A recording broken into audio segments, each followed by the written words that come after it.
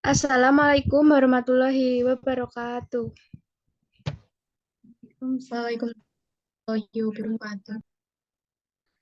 Perkenalkan, nama saya Farida Aulia Mumtazah. Di sini saya sebagai moderator ISS Pertumbuhan dan Perkembangan pada Anak Usia Sekolah.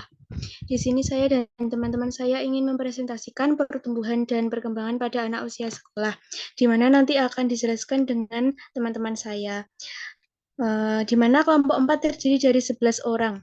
Yang pertama, Christina Pasaribu, Salsabila Lupitasari, Etika Budi Utami, Gustira Endani, Cici Meisi, Kairunisa Yulia Setiawati, Anis Nurjana, Tias Heni Pertiwi, saya sendiri Farida Aulia Mumtazah, Afrida Lutfiana Dewi, dan yang terakhir Cindy Grazia Amanda Putri. Sebelum itu saya akan sebutkan LO-nya terlebih dahulu. Yang pertama, pertumbuhan pada usia anak sekolah. Yang kedua, perkembangan motorik kasar pada usia anak sekolah. Yang ketiga, perkembangan motorik halus pada usia anak sekolah. Yang keempat, perkembangan emosi pada usia anak sekolah. Yang kelima, perkembangan bicara dan bahasa pada usia anak sekolah. Yang keenam, perkembangan sosialisasi pada usia anak sekolah. Dan yang terakhir, masalah kesehatan pada usia anak sekolah. Untuk selanjutnya, saya akan serahkan kepada rekan saya sebagai pemateri yang akan menyampaikan materi ini.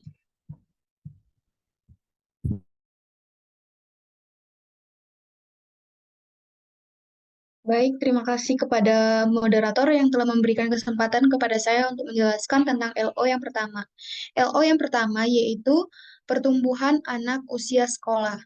Pertumbuhan ialah proses bertambahnya jumlah serta besar sel tubuh.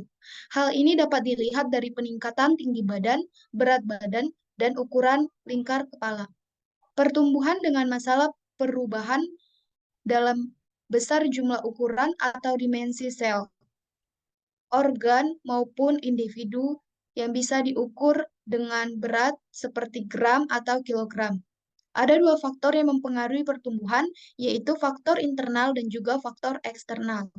Faktor internal yaitu perbedaan ras atau suku, keluarga, usia, jenis kelamin, penyakit genetik, dan penyakit kromosom. Faktor eksternal yaitu seperti gizi, faktor psikologis, dan sosioekonomi.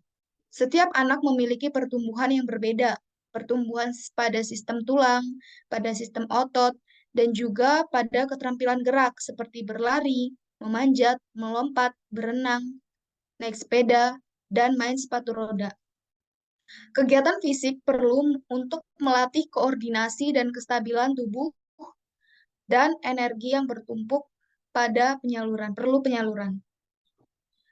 Pertumbuhan fisik cenderung lebih stabil atau lebih tenang. Anak akan menjadi lebih tinggi, lebih berat, lebih kuat, serta belajar dengan berbagai keterampilan. Perubahan nyata terlihat pada sistem tulang, otot, dan keterampilan gerak seperti berlari, memanjat, melompat, berenang, naik sepeda, main sepatu roda adalah kegiatan fisik dan keterampilan gerak yang dapat dilakukan oleh anak.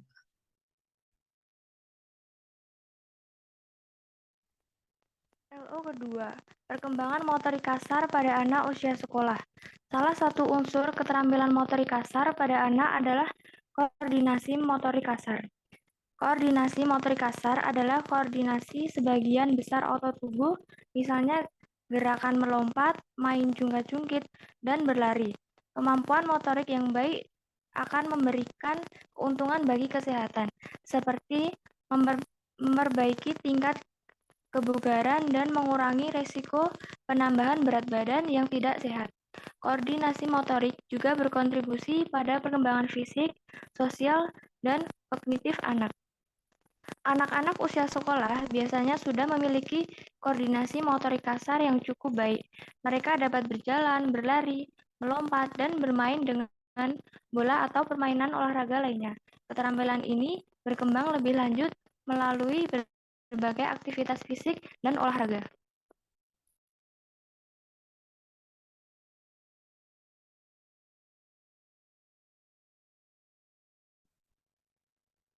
LO3, perkembangan motorik halus pada anak usia sekolah. Perkembangan motorik halus pada anak usia sekolah melibatkan kemampuan untuk menggunakan tangan dan jari dengan lebih terampil.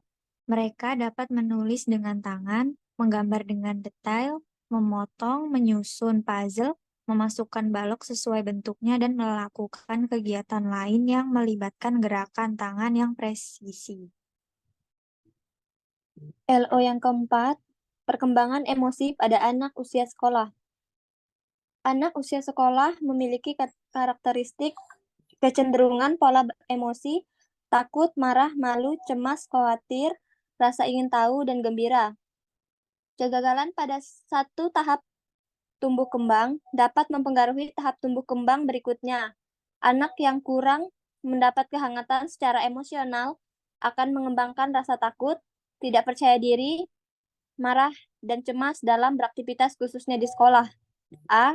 Anak usia 5-6 sudah mengenal dan mengetahui aturan yang berlaku. Anak sudah mengetahui konsep adil dan rahasia. Ini merupakan bentuk keterampilan pada anak untuk dapat menyembunyikan informasi. B. Pada usia 7-8 tahun, anak sudah mengerti akan rasa malu dan bangga terhadap sesuatu. Anak dapat mengungkapkan emosi yang dirasakannya. Semakin bertambah usia, anak dapat memahami perasaan orang lain. C. Pada usia 9-10 tahun, anak sudah dapat menyembunyikan dan mengungkapkan emosinya dan sudah dapat merespon emosi orang lain. Anak juga bisa mengontrol emosi negatifnya. Anak mengetahui apa saja yang membuat dirinya merasa sedih, takut, dan marah sehingga anak mampu beradaptasi dengan emosinya.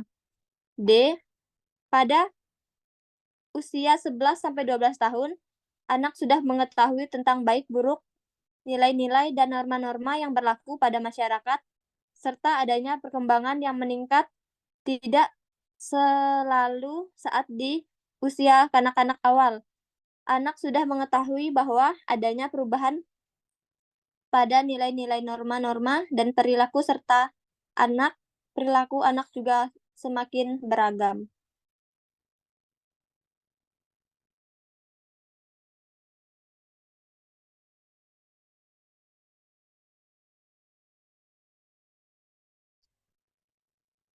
Baik, untuk LO5, perkembangan bicara dan bahasa pada anak usia sekolah.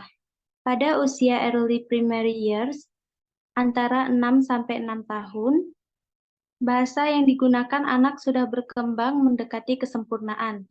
Terdapat penambahan kosakata pada anak, dan anak mulai mengerti bahwa kata-kata memiliki lebih dari satu arti.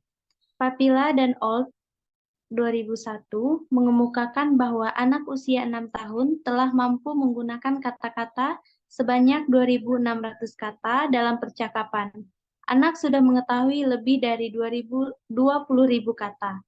Dengan sekolah secara formal dan segala sesuatu yang didengarnya.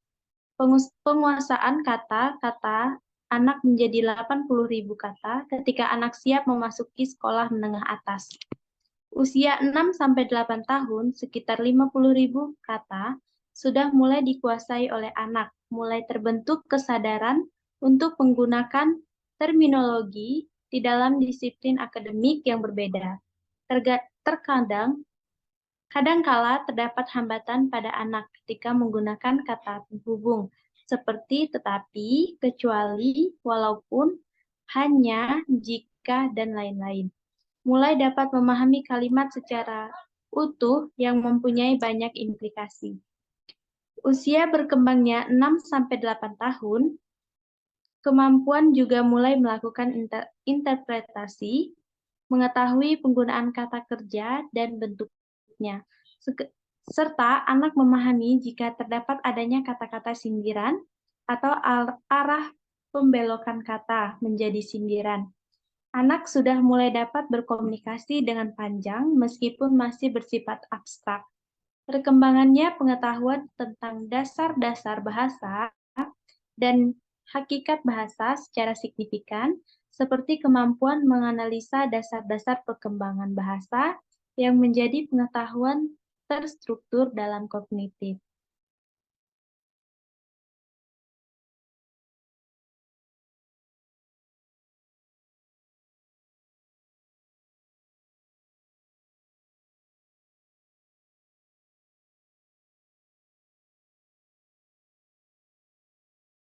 LO6 VAR.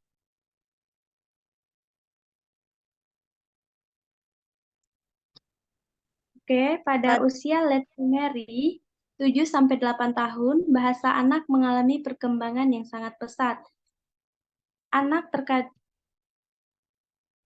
telah memahami tata bahasa, sekalipun terkadang menemui kesulitan dan menunjukkan kesalahan, tetapi anak dapat memperbaikinya. Anak telah mampu menjadi pendengar yang baik, anak mampu menyimak cerita yang didengarnya, mampu mengungkapkan kembali dengan urutan dan susunan yang logis.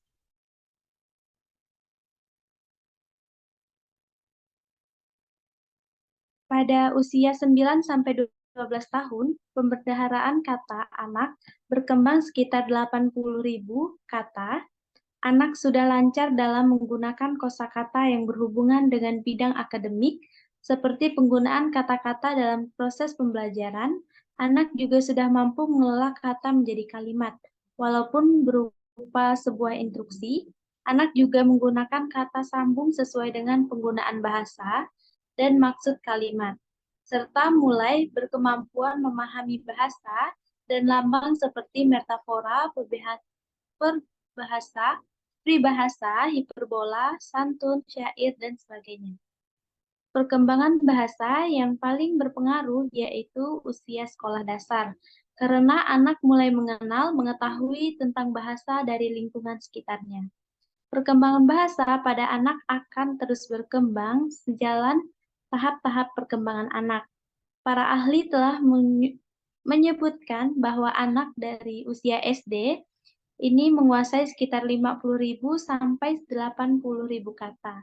Namun, kata-kata yang dikuasai tergantung dengan bahasa yang didapatkan di lingkungannya, baik lingkungan rumah, sekolah, dan sekitarnya.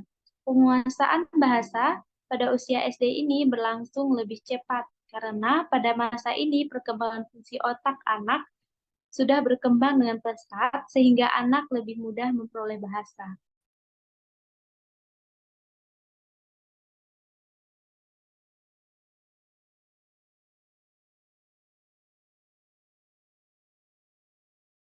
Baik LO6 perkembangan sosialisasi pada anak usia sekolah. Perkembangan sosial pada anak sekolah ditunjukkan adanya perubahan dalam bentuk tingkah laku dan perluasan hubungan dengan teman sebaya. Selain dengan keluarga, anak juga mulai menjalin hubungan dengan teman sebaya atau pergrup atau teman sekelas, sehingga ruang gerak hubungan sosialnya telah bertambah luas. Pada masa ini, anak mulai dapat menyesuaikan diri dengan lingkungan sekitar atau egosentris.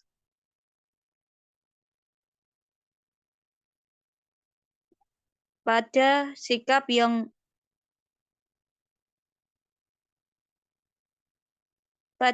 yang kooperatif atau bekerja sama atau mementingkan kepentingan orang lain.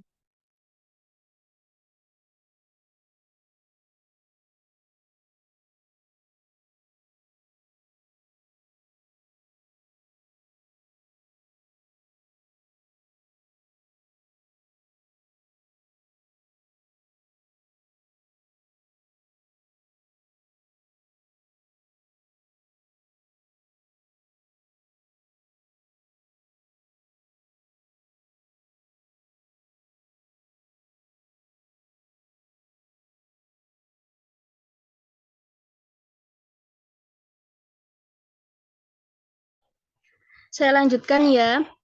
A. Melalui interaksi sosial. Anak-anak mulai mengembangkan rasa bangga dalam prestasi dan kemampuan mereka melalui interaksi sosial dengan teman sebaya, guru, dan orang tua. Pengakuan dan pujian dari orang lain memainkan peran penting dalam membentuk harga diri anak-anak. B. Dorongan dan pujian. Anak-anak yang mendapatkan dorongan dan pujian dari orang tua dan guru cenderung mengembangkan perasaan kompetensi dan kepercayaan diri terhadap keterampilan mereka. Dorongan positif membangun keyakinan anak dalam kemampuan mereka untuk mencapai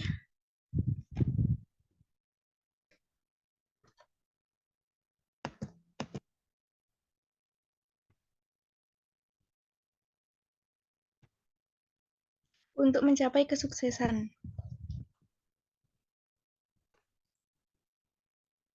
Ini lanjut untuk LO7, masalah kesehatan pada anak usia sekolah. Anak usia sekolah merupakan sekelompok usia yang kritis, karena pada usia tersebut seorang anak rentan terhadap masalah kesehatan. Selain rentan terhadap masalah kesehatan, anak usia sekolah juga berada pada kondisi yang sangat peka terhadap stimulus sehingga mudah dibimbing, diarahkan, dan ditanamkan kebiasaan-kebiasaan yang baik, termasuk kebiasaan berperilaku hidup bersih dan sehat. Pada usia sekolah, anak-anak mungkin menghadapi berbagai masalah kesehatan seperti infeksi pernapasan, cedera olahraga, masalah penglihatan atau pendengaran, diare, kris gigi, serta masalah kesehatan mental seperti kecemasan atau gangguan perilaku. Penting bagi orang tua dan pendidik untuk memperhatikan tanda-tanda masalah kesehatan ini dan memberikan dukungan yang diperlukan.